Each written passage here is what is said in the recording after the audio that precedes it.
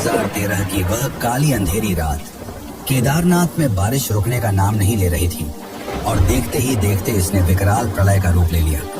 बिजलियां कड़क रही थी, पहाड़ टूट रहे थे, जल प्रलय चारों ओर तबाही मचा रहे थे। लेकिन जब यह प्रलय केदारनाथ मंदिर की ओर बढ़ा, तभी पीछे से अचानक एक बड़ा सा चट्टान मंदिर के पीछे आकर टिक गया, जिसने प्रलय के रुख को मोड़ दिया और मंदिर को बचा लिया। क्या यह केवल एक संयोग था या शिव की माया? क्यों केदारनाथ मंदिर इतना रहस्यमयी है? इसके पीछे की असली सच्चाई क्या है और किसने इस मंदिर को बनवाया? यह मंदिर साल में सिर्फ 6 महीने खुला रहता है और बाकी के 6 महीने बंद। जब यह 6 महीने बर्फ के नीचे दबा रहता है, तब कैसे अंदर जलने वाला दीपक निरंतर जलता रहता है? हजारों साल पहले जब विज्ञान का नामो निशान नहीं था, तब कैसे इंटरलॉकिंग जैसी तकनीक का इस्तेमाल करके इस मंदिर को बनाया गया? कहा जाता है कि यह मंदिर 400 सालों तक बर्फ के नीचे दबा रहा, फिर भी इसकी दीवारों पर एक खरोच तक नहीं आई। क्या यह केवल एक संयोग है या इसमें किसी अलौकिक शक्ति का हाथ है? यहाँ का शिवलिंग बाकी 12 ज्योतिर्लिंगों से काफी अलग है।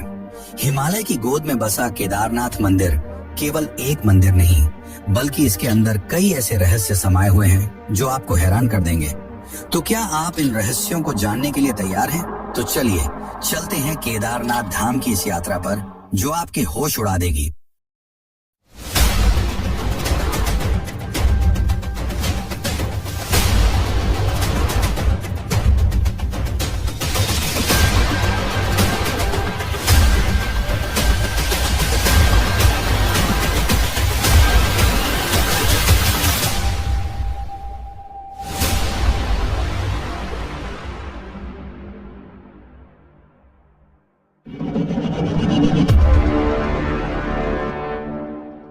हिमालय की गोद में 3584 मीटर की ऊंचाई पर स्थित केदारनाथ मंदिर सिर्फ एक तीर्थ स्थल नहीं, बल्कि आस्था और रहस्यों का संगम है। उत्तराखंड के रुद्रप्रयाग जिले में स्थित यह मंदिर 4 धामों में से एक है और पंच केदार में सबसे प्रमुख माना जाता है। यहाँ का मौसम अत्यंत कठोर है। सर्दियों में तापमान -20 डिग्री सेल्सियस तक गिर जाता है और भारी बर्फबारी के कारण मंदिर 6 महीने के लिए बंद कर दिया जाता है। 16 जून 2013 ये वह दिन था जब प्रकृति ने अपनी विनाशकारी शक्ति का प्रदर्शन किया। शाम को अचानक केदारनाथ घाटी में बादल फटा और भारी बारिश शुरू हो गई। कुछ ही घंटों में पानी का स्तर इतना बढ़ गया कि मंदाकिनी और सरस्वती नदियों ने विकराल रूप ले लिया। सिर्फ 48 घंटे में पूरे उत्तराखंड में 340 मिलीमीटर बारिश दर्ज की गई। इतनी बारिश जो सामान्य तौर पर पूरे महीने में होती थी। मंदाकिनी नदी का जल स्तर 6 फीट प्रति सेकंड की रफ्तार से बढ़ता जा रहा था। 15,000 से ज्यादा घर, पुल और दुकानें पूरी तरह बह चुकी थी। लेकिन असली तबाही तब शुरू हुई जब केदारनाथ मंदिर के पीछे की चौराबाड़ी झील का ग्लेशियर टूटकर मंदिर की ओर बढ़ने लगा।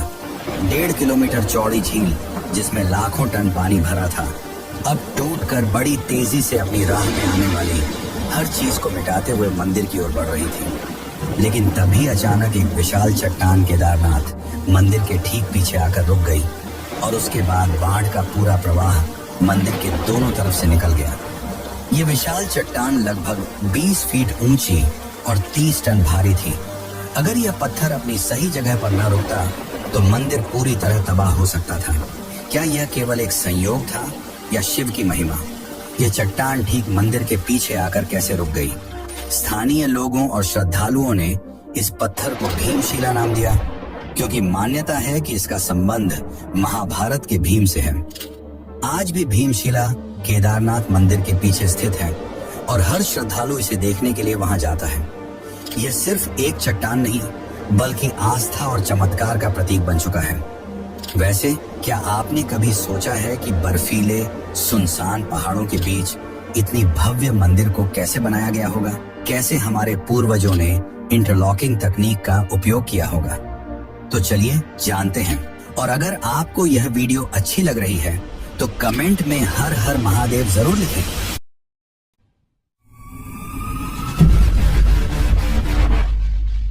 केदारनाथ केदारनाथ मंदिर को देखकर यह सवाल हर किसी के मन में आता है कि इतनी ऊंचाई और दुर्गम स्थान पर हजारों साल पहले बिना किसी आधुनिक तकनीक के इतना भव्य मंदिर कैसे बनाया गया।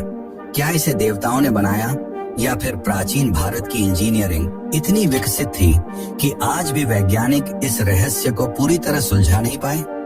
इस मंदिर को बनाने के लिए विशाल पत्थरों का प्रयोग किया गया है। ये मंदिर विशाल भूरे रंग के पत्थरों से बना है, जिसे केदर गिनाइस भी कहा जाता है, जो कि 6 से 8 टन भारी है। ये पत्थर 20 से 30 किलोमीटर दूर से लाए गए थे, क्योंकि इस क्षेत्र में यह प्राकृतिक रूप से नहीं मिलते। पर सवाल तो यह है कि इतने भारी पत्थरों को 12,000 फीट की ऊंचाई तक कैसे पहुंचाया गया, जब ना तो कोई आधुनिक मशीन थी और ना ही कोई सड़क। सबसे चौंकाने वाली बात तो यह है कि मंदिर में किसी भी पत्थर को जोड़ने के लिए सीमेंट या गारा का प्रयोग नहीं किया गया है, बल्कि पत्थरों को इंटरलॉकिंग तकनीक से जोड़ा गया है, जिससे यह बिना किसी बाहरी सहारे के मजबूती से टिके रहते हैं। और 2013 की आपदा में यह सिद्ध भी हो गया कि मंदिर की संरचना आज के किसी भी आधुनिक इमारत से कहीं अधिक मजबूत है।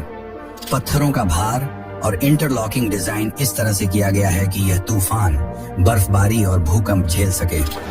2013 की आपदा के बाद भारतीय पुरातत्व सर्वेक्षण यानी कि आर्कियोलॉजिकल सर्वे ऑफ इंडिया के वैज्ञानिकों ने केदारनाथ के पत्थरों की कार्बन डेटिंग और अन्य जांच की।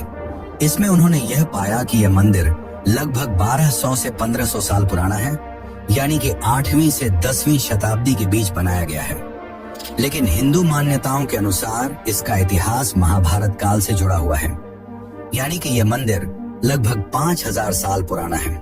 तो क्या यह मंदिर सच में 5000 साल पुराना है और इसे पांडवों ने बनाया था, या फिर 8वीं शताब्दी में जगत गुरु आदि शंकराचार्य ने इसे बनाया? यह काफी दिलचस्प और रहस्यमय कहानी है। तो चलिए जानते हैं कि केदारनाथ मंदिर को किसने बनाया।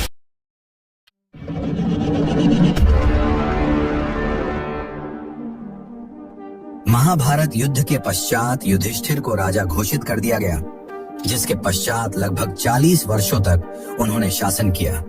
परंतु अपने भाइयों और गुरुजनों की मृत्यु का बोझ उन्हें भीतर से खाए जा रहा था। इस दुविधा को लेकर वे श्री कृष्ण के पास पहुंचे। तब श्री कृष्ण ने उन्हें बताया कि पांडवों को अपने ही भाइयों और गुरुओं का वध करने के कारण ब्रह्महत्या का पाप लगा है और इससे उन्हें मुक्ति केवल महादेव ही दिला सकते हैं। इसके पश्चात पांचों पांडव द्रौपदी सहित महादेव की खोज में हिमालय की ओर प्रस्थान कर गए। माना जाता है कि अपने ही भाइयों और गुरुओं की हत्या करने वाले पांडवों से शिव काफी क्रोधित थे और पांडवों को दर्शन नहीं देना चाहते थे। जब पांडव केदार क्षेत्र पहुंचे, तब शिव ने एक भैंस का रूप धारण कर लिया और अन्य भैंसों के झुंड में जा छिपे। यह देखकर भीम ने अपनी दोनों टांगे फैला ली और सभी भैंसों को उनके नीचे से गुजरने के लिए विवश कर दिया। तभी युधिष्ठिर ने देखा कि एक भैंस उनके नीचे से नहीं गुजर रही और वे समझ गए कि यही महादेव हैं। जैसे ही भीम ने उसे पकड़ने की कोशिश की, वह धरती में समाने लगे, लेकिन भीम ने उसे जोर से खींच लिया, जिससे भैंस का कुबड़ यानी पीठ का भाग बाहर रह गया। यही कुबड़ आज केदारनाथ के मुख्य शिवलिंग के रूप में पूजा जाता है। शिव के अन्य अंग भी विभिन्न स्थानों पर प्रकट हुए। भुजाएं तुंगनाथ में, मुख रुद्रनाथ में, नाभि मध्य महेश्वर में और जटा कल्पेश्वर में। इन 5 भागों को आज पंच केदार के रूप में पूजा जाता है। इसके पश्चात भगवान शिव प्रकट हुए और पांडवों को आशीर्वाद दिया। उन्होंने कहा कि जो भी सच्चे मन से इस स्थान की यात्रा करेगा, वह पापों से मुक्त हो जाएगा। इसके बाद पांडवों ने यहाँ भगवान शिव का भव्य मंदिर बनवाया, जिसे आज केदारनाथ मंदिर के नाम से जाना जाता है। 8वीं शताब्दी में जगत गुरु आदि शंकराचार्य ने इस मंदिर का पुनः निर्माण कराया। उन्होंने 32 वर्ष की अल्पायु में पूरे भारत में 4 धामों की स्थापना की, जिनमें से एक केदारनाथ भी था। आदि शंकराचार्य ने यह सुनिश्चित किया कि केदारनाथ में पूजा व्यवस्थित रूप से होती रहे। यही कारण है कि आज भी बद्रीनाथ और केदारनाथ के मंदिरों में पूजा आदि शंकराचार्य द्वारा निर्धारित विधि से ही की जाती है। कहा जाता है कि अपने जीवन के अंतिम क्षण भी आदि शंकराचार्य ने केदारनाथ में ही बिताए। 32 वर्ष की छोटी आयु में जब उन्होंने अपना कार्य पूर्ण कर लिया, तो वे ध्यान मुद्रा में लीन हो गए और यहीं समाधि ले ली। आज भी केदारनाथ मंदिर के पीछे उनकी समाधि स्थित है, जिसे आदि शंकराचार्य समाधि स्थल कहा जाता है। केदारनाथ श्रद्धालुओं के लिए आस्था का केंद्र है और हजारों वर्षों से इसकी यात्रा जारी है। तो चलिए आज हम आपको ले चलते हैं केदारनाथ की इस अद्भुत यात्रा पर। लेकिन उससे पहले अगर आपको वीडियो अच्छी लग रही है तो इसे लाइक करें और चैनल को सब्सक्राइब करें। ये आपके लिए तो फ्री है, लेकिन इससे हमारी काफी मदद हो जाती है। तो चलिए अब चलते हैं केदारनाथ की अद्भुत यात्रा पर।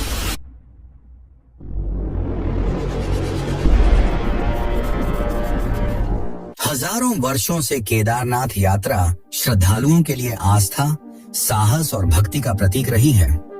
समुद्र तल से 3,583 मीटर की ऊंचाई पर स्थित यह मंदिर हिमालय की ऊंचाइयों में बसा हुआ है, जहां तक पहुंचने के लिए श्रद्धालुओं को कठिन रास्तों और दुर्गम पहाड़ों से गुजरना पड़ता है।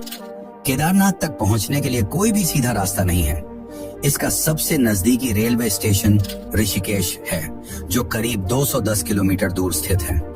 यहाँ से श्रद्धालुओं को आगे का सफर सड़क मार्ग से ही करना होता है। ऋषिकेश से सोनप्रयाग तक का सफर मुख्य रूप से सड़क मार्ग से तय किया जाता है। ये सफर करीब 10 घंटे का होता है। सोनप्रयाग के आगे निजी वाहनों की अनुमति नहीं होती, इसलिए यात्री 5 किलोमीटर का सफर सिर्फ सरकारी जीपों से तय कर सकते हैं। यह सफर बेहद संकरा और खतरनाक पहाड़ी रास्तों से होकर गुजरता है। गौरीकुंड, जो केदारनाथ यात्रा का आधार शिविर माना जाता है, माता पार्वती की तपस्या से जुड़ा हुआ स्थान है। यहीं उन्होंने भगवान शिव को पाने के लिए साधना की थी। गौरीकुंड से ही केदारनाथ की 16 किलोमीटर लंबी कठिन पैदल यात्रा शुरू होती है और यही केदारनाथ यात्रा का सबसे कठिन हिस्सा है। इस यात्रा में श्रद्धालु को कई मुश्किल पड़ावों से गुजरना पड़ता है। 16 किलोमीटर की कठिन पैदल यात्रा के बाद जब यात्री केदारनाथ मंदिर के प्रांगण में प्रवेश करते हैं तो उनकी सारी थकान अपने आप गायब हो जाती है। हिमालय की गोद में स्थित यह भव्य मंदिर अपनी आध्यात्मिक ऊर्जा से हर श्रद्धालु को एक अद्भुत शक्ति प्रदान करता है। यहाँ की ठंडी हवा, बर्फ से ढकी चोटियां और मंदाकिनी नदी का प्रवाह मानो एक अलग ही दुनिया में ले जाता है। केदारनाथ मंदिर के मुख्य द्वार पर पहुंचते ही श्रद्धालु हर हर महादेव के जयकारे लगाने लगते हैं। यहाँ दर्शन के लिए हर दिन हजारों श्रद्धालु आते हैं और विशेष रूप से मई से अक्टूबर के बीच ये संख्या लाखों में पहुंच जाती है। मंदिर में प्रवेश करने के बाद श्रद्धालु मुख्य शिवलिंग के दर्शन करते हैं, जो कि एक त्रिकोणाकार काले पत्थर के रूप में है। मान्यता है कि यही भगवान शिव का कुबड़ है, जिसे उन्होंने पांडवों को दर्शन देने के समय प्रकट किया था। मंदिर हर सुबह 4 बजे खुलता है और रात 9 बजे बंद होता है। सुबह 4 बजे शिवलिंग की अभिषेक पूजा होती है, जिसमें भाग लेने के लिए विशेष बुकिंग करनी पड़ती है। इसके पश्चात शाम 7 बजे भोलेनाथ की आरती होती है, जिसमें श्रद्धालु बढ़ चढ़कर भाग लेते हैं। केदारनाथ यात्रा केवल तीर्थ यात्रा नहीं, बल्कि आस्था, साहस और श्रद्धा की परीक्षा भी है। यह यात्रा हमें सिखाती है कि कठिनाइयों के बावजूद जब हम सच्चे मन से किसी लक्ष्य को प्राप्त करने के लिए निकलते हैं, तो भगवान की कृपा हमें सही मार्ग दिखाती है। इस मंदिर के बारे में एक रहस्य ऐसा भी है जिसने वैज्ञानिकों को भी चौंका दिया है। केदारनाथ मंदिर लगभग 400 वर्षों तक ग्लेशियर के नीचे दबा रहा, लेकिन इसके बावजूद मंदिर को कुछ नहीं हुआ। आपको बता दें कि ग्लेशियर में सिर्फ बर्फ नहीं होती, बल्कि उसमें पत्थर, मिट्टी और अन्य कठोर तत्व भी होते हैं। यानी कि अगर केदारनाथ की जगह कोई और मंदिर होता तो वह कब का नष्ट हो चुका होता, लेकिन केदारनाथ को कुछ नहीं हुआ। तो चलिए अब जानते हैं इस अद्भुत रहस्य को।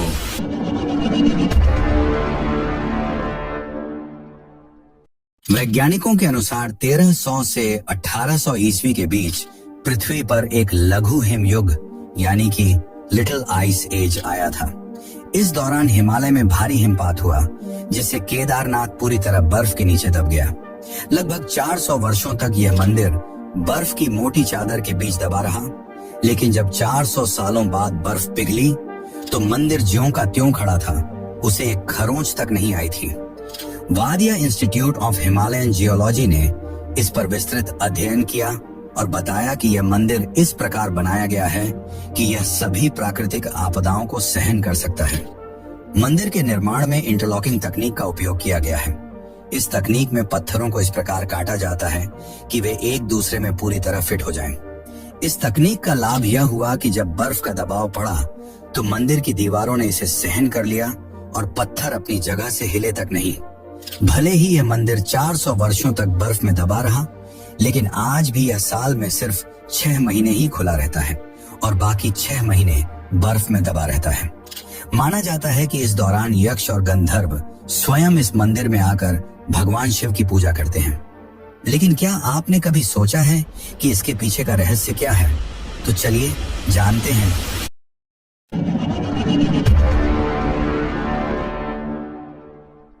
केदारनाथ धाम के दरवाजे अक्षय तृतीया के दिन खोले जाते हैं और फिर 6 महीने बाद भाई दूज के दिन बंद कर दिए जाते हैं। हजारों साल पुराने इस मंदिर में पूजा बड़े ही विधि विधान से की जाती है। सुबह की पहली पूजा में शिवलिंग को पवित्र जल से स्नान कराया जाता है, फिर घी का लेप लगाया जाता है और उसके बाद ज्योतिर्लिंग की आरती होती है, जिसमें आम भक्त शामिल नहीं हो सकते। शाम के समय शिवलिंग का विशेष श्रृंगार किया जाता है। इस दौरान भक्त केवल दूर से ही भगवान के दर्शन कर सकते हैं। कहा जाता है कि भले ही दुनिया इधर से उधर हो जाए, लेकिन केदारनाथ की पूजा कभी खंडित नहीं हो सकती। माना जाता है कि 6 महीने तक मनुष्य यानी आम जनता भगवान शिव की पूजा अर्चना करते हैं और जब भारी बर्फबारी के कारण मंदिर के कपाट बंद कर दिए जाते हैं तो देव, यक्ष और गंधर्व स्वयं भगवान शिव की पूजा करते हैं। कई बार जब कपाट खोले जाते हैं तो मंदिर के अंदर बेल पत्र, फूल और अन्य पूजन सामग्री ताजा अवस्था में मिलती है, जो इस रहस्य को और भी गहरा बना देती है। केदारनाथ के दरवाजे बंद होने पर भगवान शिव की पंचमुखी चांदी की मूर्ति को ऊखी मठ के ओंकारेश्वर मंदिर में ले जाया जाता है, जहां अगले 6 महीने तक उसकी पूजा की जाती है। मंदिर को 6 महीने के लिए बंद करने से पहले मंदिर के अंदर एक अखंड ज्योति जलाई जाती है, जो बिना किसी देखरेख के 6 महीने तक लगातार जलती रहती है। तो चलिए जानते हैं कि यह अखंड ज्योति 6 महीने तक बिना बुझे कैसे जलती रहती है।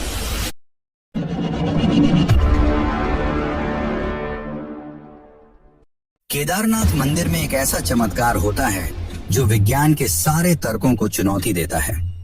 जब मंदिर के कपाट 6 महीने के लिए बंद किए जाते हैं, तब गर्भगृह में जलने वाला एक दीपक लगातार 6 महीने तक बिना बुझे प्रज्वलित रहता है।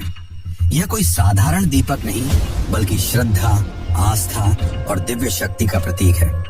आप ही सोचिए, 6 महीने तक मंदिर का द्वार नहीं खुलता, बाहर चारों तरफ कई फीट मोटी बर्फ जमी होती है, तापमान 0 से -20 डिग्री सेल्सियस नीचे तक गिर जाता है। ऐसे वातावरण में न तो हवा का संचार होता है और न ही किसी भी प्रकार की बाहरी गतिविधि। ऐसे में सवाल उठता है कि आखिर बिना किसी देखरेख के वह दीपक कैसे जलता रहता है? घी समाप्त क्यों नहीं होता? बिना ऑक्सीजन के वह लौ कैसे प्रज्वलित रहती है? विज्ञान के पास इन सभी सवालों का कोई जवाब नहीं है, पर माना जाता है कि जब 6 महीने तक यक्ष और गंधर्व शिव की पूजा करते हैं, तब वे ही इस दीपक को जलाए रखते हैं। चाहे इसे आस्था कहें या चमत्कार, लेकिन यह तथ्य है कि हर साल जब कपाट खोले जाते हैं तो वह दीपक जलता हुआ पाया जाता है। यह देखकर भक्तों की आस्था और भी मजबूत हो जाती है। यह केवल एक दीपक नहीं, बल्कि भगवान शिव की उपस्थिति का प्रमाण है, जो दर्शाता है कि केदारनाथ केवल एक मंदिर नहीं, बल्कि दिव्य शक्ति का केंद्र है। और ऐसे ही भगवान शिव की उपस्थिति का प्रमाण देती है एक सच्ची घटना। तो चलिए जानते हैं उस रोचक सच्ची घटना के बारे में।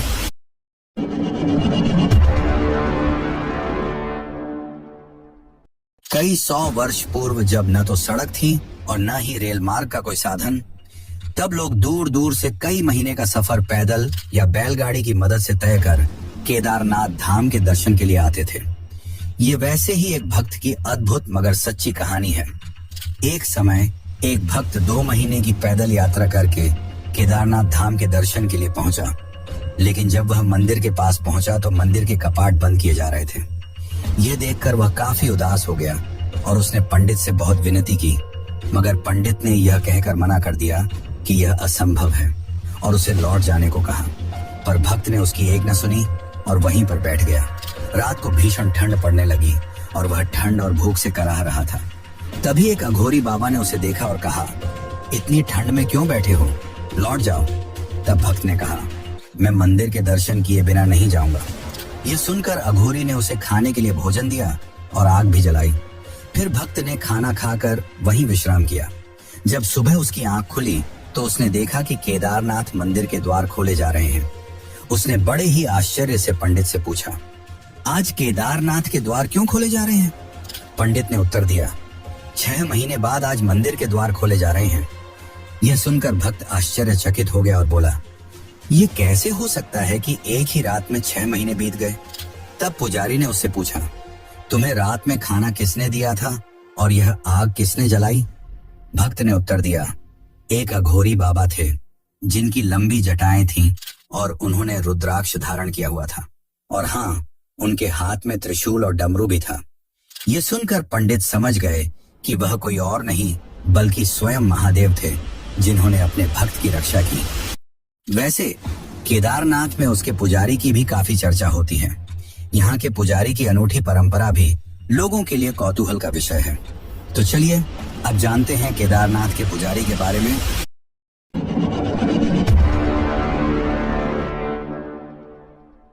केदारनाथ के पुजारी कोई साधारण संत या साधु नहीं होते, बल्कि एक विशेष वंश और समुदाय से आने वाले विद्वान होते हैं जो पीढ़ी दर पीढ़ी इस मंदिर की सेवा करते हैं। मंदिर के मुख्य पुजारी को रावल कहा जाता है। यह रावल कोई साधारण पुजारी नहीं होता, बल्कि विशेष रूप से प्रशिक्षित और वैदिक ज्ञान से समृद्ध विद्वान होता है। रावल पुजारी कर्नाटक के उडुपी जिले के वीर शैव ब्राह्मण समुदाय से आते हैं। इनका मुख्य उद्देश्य भगवान शिव की आराधना और वैदिक परंपराओं का पालन करना होता है। मुख्य पुजारी रावल के साथ कई सहायक पुजारी भी होते हैं जो मंदिर की सेवा में लगे रहते हैं। ये पुजारी विभिन्न अनुष्ठानों और पूजा पाठ में मदद करते हैं। यहाँ के पुजारी जितने ज्यादा इस मंदिर से जुड़े हैं, उससे भी ज्यादा ये मंदिर अन्य मंदिरों से जुड़ा हुआ है। इस मंदिर का सीधा संबंध रामेश्वरम मंदिर से है। क्या आपने कभी सोचा है कि केदारनाथ से लगभग 2800 किलोमीटर दूर रामेश्वरम के बीच क्या संबंध हो सकता है? क्या यह महज संयोग है कि ये दोनों पवित्र धाम 69 डिग्री देशांतर रेखा पर लगभग एक ही सीध में स्थित हैं? यह सवाल जितना सरल लगता है, इसका उत्तर उतना ही रहस्यमयी है। यह मात्र भौगोलिक संयोग नहीं, बल्कि एक अद्भुत ज्योतिषीय और आध्यात्मिक गणना का परिणाम है, जिसे हजारों साल पहले ऋषियों ने स्थापित किया था। आइए इस रहस्य को एक गहरी और रोमांचक यात्रा के रूप में समझते हैं। एक ऐसी यात्रा जो हमें भारतीय धर्म, खगोल शास्त्र और वास्तुशास्त्र के अद्भुत संगम तक ले जाएगी।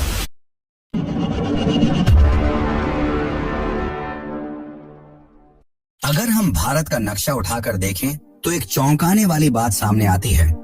केदारनाथ से लेकर रामेश्वरम तक के प्रमुख शिव मंदिर लगभग 79 डिग्री देशांतर रेखा पर स्थित है, यानी एक ही सीध में है।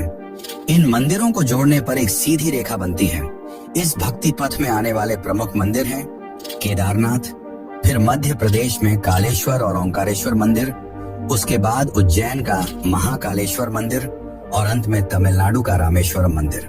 अब सवाल यह उठता है कि प्राचीन भारत के ऋषियों और वास्तुशास्त्रियों को इस बात की जानकारी कैसे थी? प्राचीन भारतीय ग्रंथों के अनुसार ये दुनिया केवल भौतिक नहीं है, बल्कि ऊर्जा के स्तर पर भी काम करती है। शिव, जिन्हें सृजन और संहार का देवता माना जाता है, ऊर्जा के एक विराट स्रोत हैं। 79 डिग्री देशांतर पर शिव के इतने महत्वपूर्ण मंदिरों का होना यह दर्शाता है कि यह कोई साधारण संयोग नहीं, बल्कि एक आध्यात्मिक ऊर्जा रेखा हो सकती है, जिसे आज की भाषा में ली लाइन कहा जाता है। पश्चिमी विद्वानों के अनुसार दुनिया में कुछ ऊर्जा रेखाएं होती हैं जो विभिन्न आध्यात्मिक स्थलों को आपस में जोड़ती हैं। इन रेखाओं पर स्थित स्थानों में एक विशेष ऊर्जा होती है, जिससे वहां ध्यान और साधना करने पर दिव्य अनुभव प्राप्त होता है। भारतीय परंपरा में इसे नाड़ी मंडल और वास्तु चक्र के रूप में भी जाना जाता है। ऋषि मुनियों ने इस ऊर्जा प्रवाह को समझकर ही इन मंदिरों को ठीक 79 डिग्री देशांतर पर स्थापित किया था।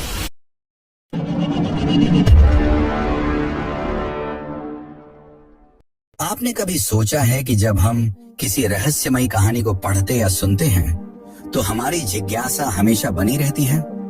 कुछ रहस्य ऐसे होते हैं जो जितना गहराई से समझने की कोशिश करें, उतने ही अधिक उलझते जाते हैं। केदारनाथ का रहस्य भी कुछ ऐसा ही है। यह सिर्फ एक मंदिर नहीं, बल्कि हजारों साल पुरानी संस्कृति, विज्ञान, आस्था और रहस्यों का संगम है। हमने इस यात्रा में कई अनसुनी कहानियों को जाना। कभी 400 सालों तक बर्फ में दबे रहने वाले मंदिर का रहस्य, कभी 6 महीने तक जलने वाले अखंड दीपक की कथा और कभी 79 देशांतर पर स्थित मंदिरों की अद्भुत गणना। लेकिन सबसे बड़ा सवाल यह है, क्या यह महज संयोग था या फिर किसी दिव्य शक्ति का संकेत? अगर हम इसे केवल धार्मिक दृष्टिकोण से देखें तो यह भगवान शिव का धाम है, जहां आने मात्र से भक्तों के पाप कट जाते हैं। लेकिन अगर इसे वैज्ञानिक दृष्टि से देखें तो यह स्थान अपनी अद्भुत भौगोलिक स्थिति, ऊर्जा केंद्रों और आध्यात्मिक गणना के कारण विशेष है। भारत के चारों कोनों में स्थापित 4 धाम बद्रीनाथ, द्वारका, जगन्नाथपुरी और रामेश्वरम भारत की आध्यात्मिकता को संतुलित करते हैं और इन 4 धामों का संबंध भी केदारनाथ से जुड़ा हुआ है। रामेश्वरम से केदारनाथ तक की हमारी यह यात्रा हमें बताती है कि शिव सिर्फ विनाश के देवता नहीं बल्कि ऊर्जा के महानायक हैं। वह दीपक जो बिना किसी आधुनिक संसाधन के 6 महीनों तक जलता रहता है, हमें यह सोचने पर मजबूर करता है कि आखिर यह शक्ति आती कहां से है। क्या यह केवल आस्था का बल है या फिर इसमें कोई गूढ़ रहस्य छुपा है? केदारनाथ में होने वाली हर घटना, हर कहानी और हर चमत्कार हमें यह सोचने पर मजबूर करता है कि यह स्थान सिर्फ एक मंदिर नहीं बल्कि एक दिव्य शक्ति का केंद्र है। क्या यह संयोग था कि केदारनाथ मंदिर 2013 की भयानक बाढ़ में पूरी तरह सुरक्षित रहा, जबकि उसके चारों ओर की पूरी घाटी तबाह हो गई? क्या यह मात्र आस्था थी कि 400 सालों तक बर्फ में दबे रहने के बावजूद मंदिर को कोई नुकसान नहीं हुआ? क्या यह सिर्फ एक इत्तेफाक है कि बिना किसी सहारे के 6 महीनों तक दीपक जलता रहता है? और क्या यह केवल भूगोल था जिसने केदारनाथ से रामेश्वरम तक के मंदिरों को 79 देशांतर पर सटीक रूप से रख दिया?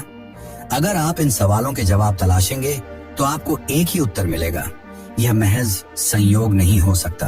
अगर आप इस वीडियो को यहाँ तक देख चुके हैं तो इसका मतलब है कि कहीं ना कहीं आप भी इस रहस्य से जुड़े हुए हैं। अब सवाल यह है, क्या आप इस दिव्य ज्ञान को दूसरों तक पहुंचाना चाहते हैं? अगर हाँ, तो वीडियो को लाइक करें, क्योंकि जब आप लाइक करते हैं तो यह वीडियो और लोगों तक पहुंचता है और उन्हें भी इस रहस्य के बारे में जानने का मौका मिलता है। अगर आपको लगता है कि यह जानकारी आपके दोस्तों, परिवार वालों या किसी भी आस्तिक को चौंका सकती है तो इस वीडियो को शेयर करें। और अगर आप ऐसी ही और रहस्यमयी कहानियां और अद्भुत खुलासे जानना चाहते हैं तो चैनल को सब्सक्राइब करें और बेल आइकन दबाएं, क्योंकि अगले वीडियो में हम एक और रहस्य से पर्दा उठाने वाले हैं जिसे आप मिस नहीं करना चाहेंगे। हर हर महादेव।